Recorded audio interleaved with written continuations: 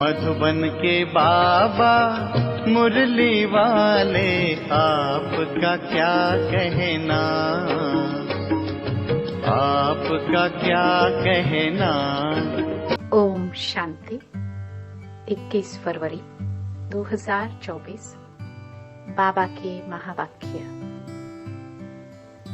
मीठे बच्चे, ज्ञान की तलवार में योग का जौहर चाहिए, तब ही विजयी होगी। ज्ञान में योग का जौहर है तो उसका असर जरूर होगा। प्रश्न: तुम खुदा के पैगंबर हो, तुम्हें सारी दुनिया को कौन सा पैगाम देना है? उत्तर: सारी दुनिया को पैगाम दो कि खुदा ने कहा है, तुम सब अपने को आत्मा समझो, देह अभिमान छोड़ो, एक मुझ बाप को याद करो तो तुम्हारे सिर से पापों का बोझा उतर जाएगा। एक बाप की याद से तुम पावन बन जाएंगे। अंतर्मुखी बच्चे ही ऐसा पैगाम सभी को दे सकते हैं। ओम शांति। बाप ने समझाया है कि कोई भी मनुष्य मात्र, फिर चाहे दैवी गुण वाला हो या आसुरी गुण वाला हो, उनको भगवान नहीं कह सकते। यह तो बच्चे जानते हैं। दैवी गुण वाले होते हैं सतयुग में, आसुरी गुण वाले होते हैं कलयुग में। इसलिए बाबा ने लिखत भी बनाई है कि दैवी गुण वाले हो या आसुरी गुण वाले, सतयुगी हो या कलयुगी, यह बातें बड़ी मुश्किल से मनुष्यों को समझ में आती हैं। तुम सीढ़ी पर बहुत अच्छी रीति समझा सकते हो। तुम्हारे ज्ञान के बाण बहुत अच्छे हैं, परंतु उसमें जौहर चाहिए। जैसे तलवार में भी जौहर होता है। कोई बहुत तीखे जौहर वाले होते हैं। जैसे गुरु गोविंद सिंह की तलवार विलायत चली गई, उस तलवार को लेकर परिक्रमा देते हैं, बहुत साफ रखते हैं। कोई 2 पैसे की तलवार भी होते हैं जिसमें जौहर होता है, वह बहुत तीखी होती है, उनका दाम बहुत होता है। बच्चों में भी ऐसे हैं। कोई में ज्ञान बहुत है, योग का जौहर कम है।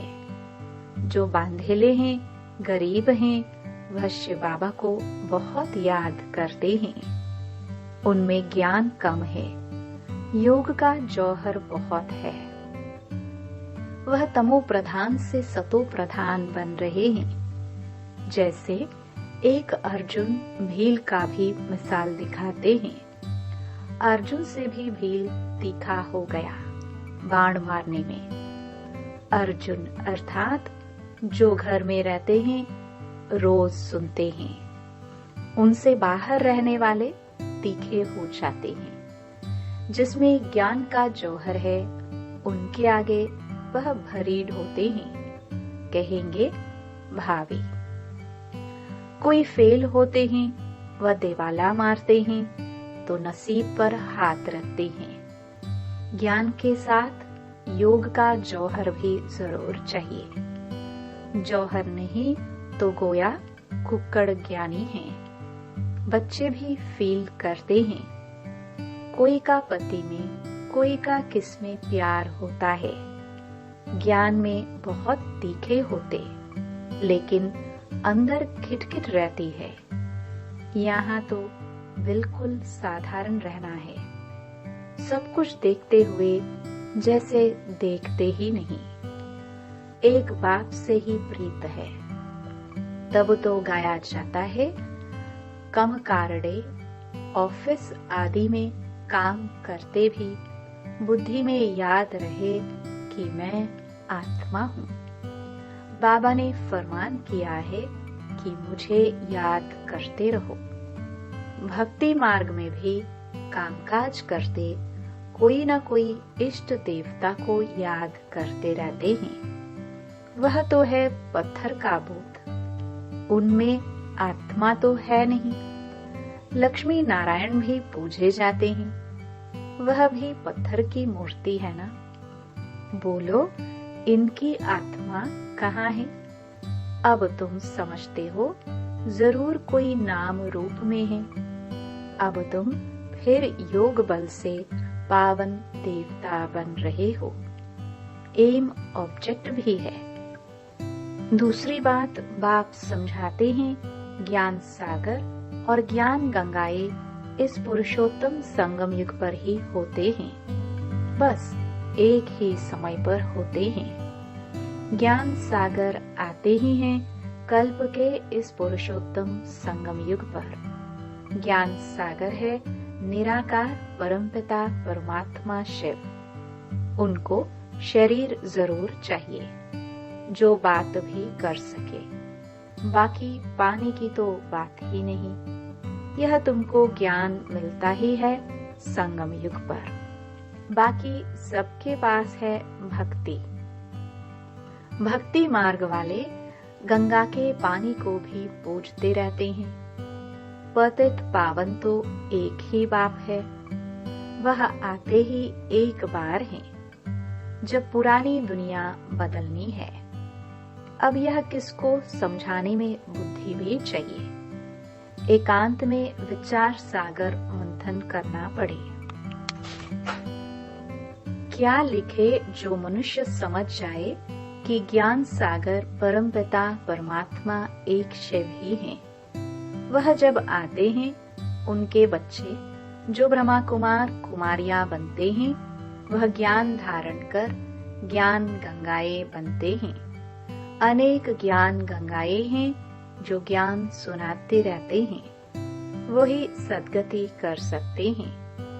पानी में स्नान करने से पावन नहीं बन सकते। ज्ञान होते ही हैं संगम पर। यह समझाने की युक्ति चाहिए, बड़ा अंतर्मुख चाहिए। शरीर का भान छोड़ अपने को आत्मा समझना है। इस समय कहेंगे हम पुरुषार्थी हैं। याद करते करते जब पाप खत्म होंगे तब लड़ाई शुरू होगी। जब तक सबको पैगाम मिल जाए, पैगाम अथवा मैसेज तो शिव बाबा ही देते हैं। खुदा को पैगंबर कहते हैं ना। तुम सबको यह पैगाम पहुंचाते हो कि अपने को आत्मा समझ परमपिता परमात्मा के साथ योग लगाओ। तो बाप प्रतिज्ञा करते हैं कि तुम्हारे जन्म जन्मांतर के पाप कट जाएंगे। यह तो बाप ब्रह्मा मुख से बैठ समझाते हैं। पानी की गंगा क्या समझाएगी। बेहद का बाप बेहद के बच्चों को समझाते हैं। तुम सतयुग में कितने सुखी संपत्तिवान थे, अभी दुखी कंगाल बन पड़े हो। यह है बेहद की बात। बाकी यह चित्र आदि सब भक्ति मार्ग के हैं। यह भक्ति मार्ग की सामग्री भी बननी है। शास्त्र पढ़ना, पूजा करना, यह भक्ति है ना। मैं थोड़े शास्त्र आदि पढ़ाता हूँ। मैं तो तुम पतितों को पावन बनाने के लिए ज्ञान सुनाता हूँ कि अपने को आत्मा समझो। अभी आत्मा और शरीर दोनों ही पतित हैं। अब बाप को याद करो तो तुम यह देवता बन जाएंगे। देह के सर्व पुराने संबंधियों से ममत्व मिट जाए। गाते भी हैं आप आएंगे तो हम और कोई की नहीं सुनेंगे। एक आप से ही सब संबंध जोड़ेंगे और सब देहधारियों को भूल जाएंगे। अब बाप तुमको अपना वायदा याद कराते हैं।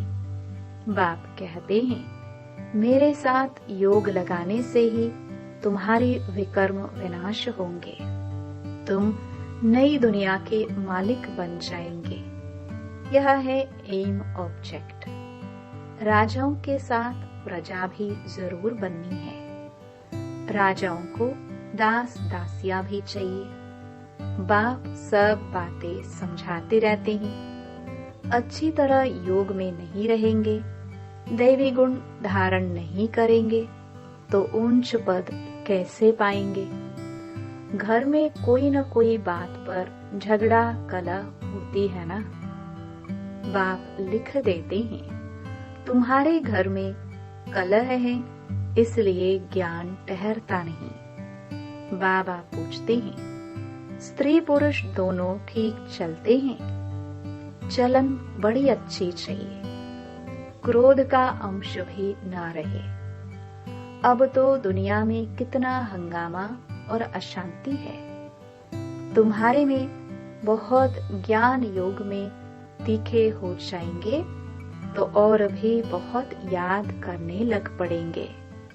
तुम्हारी प्रैक्टिस भी अच्छी हो जाएगी और बुद्धि भी विशाल हो जाएगी। बाबा को छोटे चित्र इतने पसंद नहीं आते हैं। सब बड़े बड़े चित्र हों, बाहर मुख्य स्थानों पर रखो। जैसे नाटक के बड़े बड़े चित्र रखते हैं ना, अच्छे अच्छे चित्र बनाओ जो बिल्कुल खराब ना हो।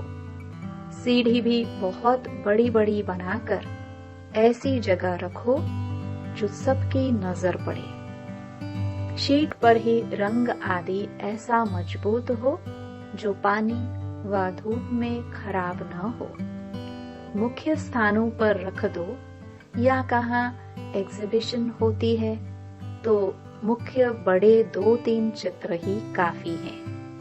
यह गोला भी वास्तव में दीवार जितना बनना चाहिए। भल 8-10 आदमी उठाकर रखे, कोई भी दूर से देखे तो एकदम क्लियर मालूम पड़ जाए। सतयुग में तो और सब इतने धर्म होते नहीं, वह तो आते ही बाद में हैं। पहले तो स्वर्ग में बहुत थोड़े मनुष्य होते हैं। अब स्वर्ग है या नरक, तुम इस पर बहुत अच्छी तरह समझा सकते हो। जो आए उनको समझाते रहो। बड़े बड़े चित्र हो, कैसे पांडवों के बड़े बड़े भूत बनाते हैं। तुम भी पांडव हो ना। शिव बाबा तो संगम पर पढ़ाते हैं। वह श्री कृष्ण है, सत्यु का फर्स्ट प्रिंस। तुम समझाते समझाते अपनी राजाई स्थापन कर लेते हो। कोई पढ़ते पढ़ते छोड़ देते हैं। स्कूल में भी कोई नहीं पढ़ सकते हैं तो पढ़ाई छोड़ देते हैं। यहाँ भी बहुत हैं जिन्होंने पढ़ाई को छोड़ दिया है, फिर वह स्वर्ग में नहीं आएंगे क्या? मैं विश्व का मालिक, मेरे से कोई 2 अक्षर भी सुने तो भी स्वर्ग में जरूर आएंगे। आगे चलकर ढेर सुनेंगे। यह सारी राजधानी स्थापन होती है कल्प पहले मिसल। बच्चे समझते हैं हमने अनेक बार राज्य लिया है, फिर गवाया है। हीरे जैसा थे, फिर कौड़ी जैसा बने हैं। भारत हीरे मिसल थे। अभी फिर क्या हुआ है? भारत तो वही होगा ना। इस संगम को पुरुषोत्तम युग कहा जाता है। उत्तम से उत्तम पुरुष भी हैं, बाकी सब हैं कनिष्ठ।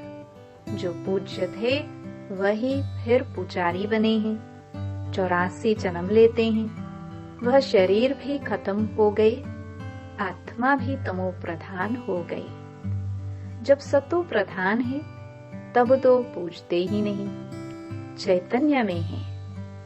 अब तुम शिव बाबा को चैतन्य में याद करते हो, फिर पुजारी बनेंगे तो पत्थर को पूजेंगे। अब बाबा चैतन्य है ना, फिर उनकी ही पत्थर की मूर्ति बनाकर पूजते रहते हैं। रावण राज्य में भक्ति शुरू होती है।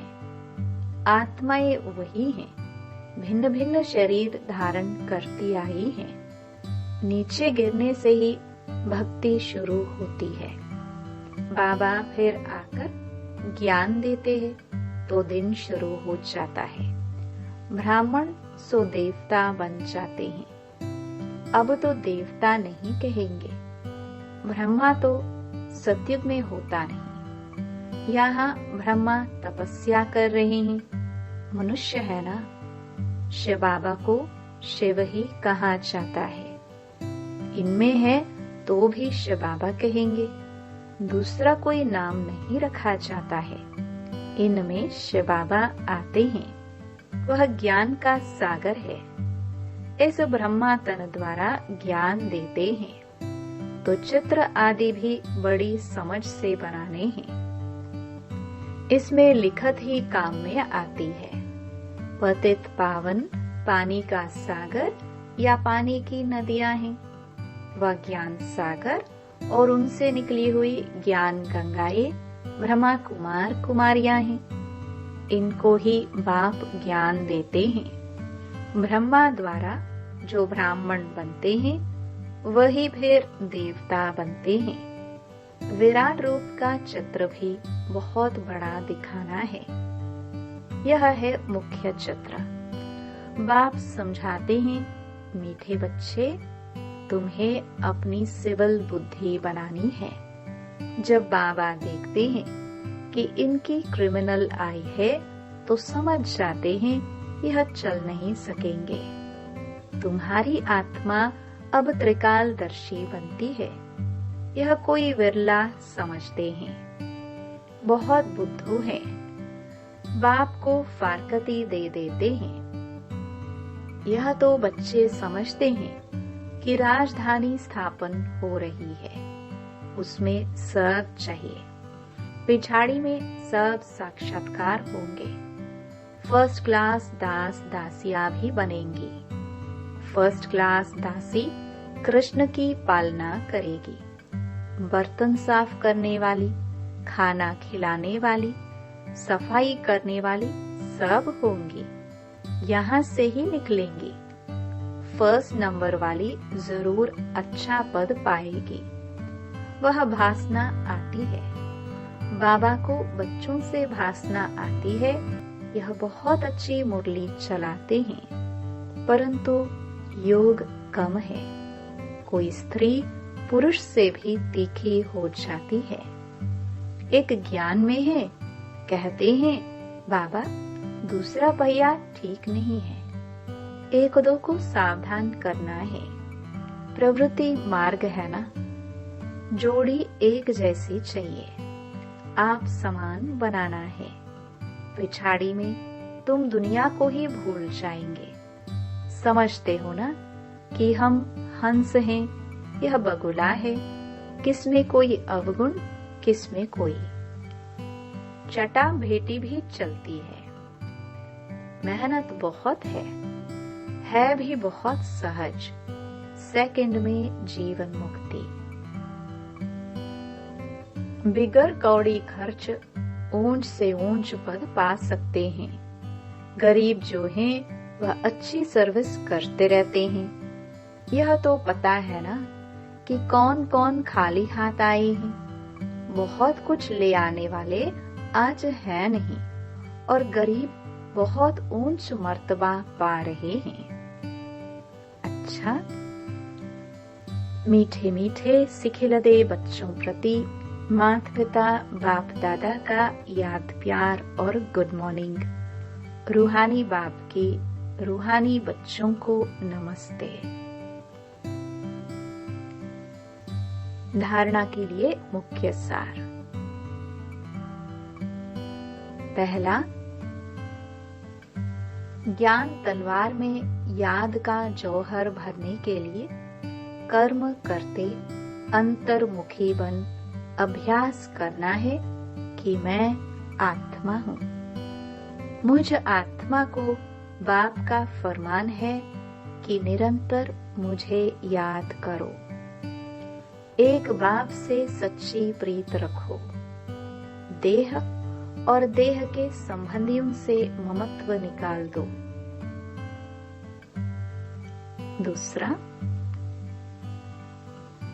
प्रवृत्ति में रहते एक दो को सावधान कर हंस बन ऊंच पद लेना है, क्रोध का अंश भी निकाल देना है, अपनी सिविल बुद्धि बनानी है। वरदान, साक्षी हो, कर्मेंद्रियों से कर्म कराने वाले कर्तापन के भान से मुक्त अशरीरी भव। जब चाहो शरीर में आओ और जब चाहो अशरीरी बन जाओ। कोई कर्म करना है तो कर्मेंद्रियों का आधार लो, लेकिन आधार लेने वाली मैं आत्मा हूँ, यह नहीं भूले। करने वाली नहीं हूँ, कराने वाली हूँ। जैसे दूसरों से काम कराते हो तो उसी समय अपने को अलग समझते हो, वैसे साक्षी हो, कर्मेंद्रियों से कर्म कराओ तो कर्तापन के भान से मुक्त अशरीरी बन जाएंगे। कर्म के बीच बीच में 1-2 मिनट भी अशरीरी होने का अभ्यास करो तो लास्ट समय में बहुत मदद मिलेगी। स्लोगन, विश्व राजन बनना है तो विश्व को सकाश देने वाले बनो। ओम शांति।